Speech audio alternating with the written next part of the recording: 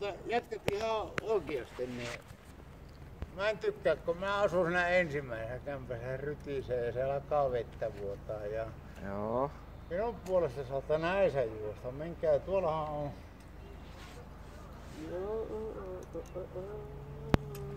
Tämä on kyllä kovin jätkä. Mulla on kuvaakin sinusta. Minä ilmoitan, jos tämä jatkuu.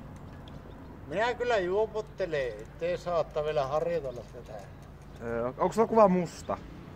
Onko minusta? Ostin mä äsken. Sulla on mun takaraivusta, mun kauniista takaraivusta kuva, eikö ookin?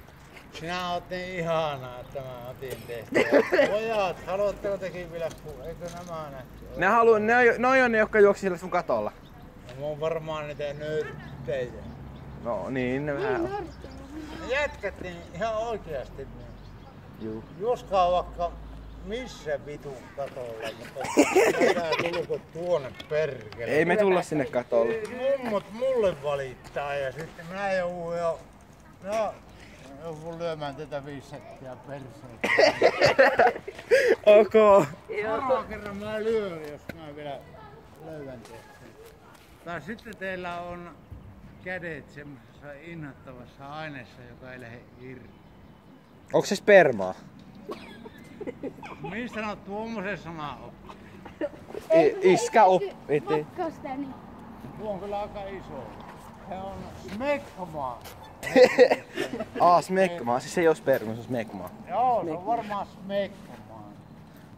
Joo. Joo, ei mitään. Oon mä ihan hyvin teidän kavereita, mutta ette tuu teidän katolle. Ei me tulla teidän katolle. Mäkin alan kohta steppailla. Ihan oikeesti. Ja no itekin ollut nuori, mutta että ne on viilikattoja ja ne hajuaa, niin se alkaa vuotaa sieltä. Ymmärrätkö nyt sen verran? Joo, ymmärrät. Joskaan siellä Laastetaran katolla, niin siellähän nyt on ollut tällä vaaleatukkasella pitäisi keivit. Niin. Siinä oli mun pullokätkä. Jaa, se oli pullokin. Ole hyvä vaan. Joo, moro. Tää kai. Yritetään olla kavereita. Ei. Juu, kyllä.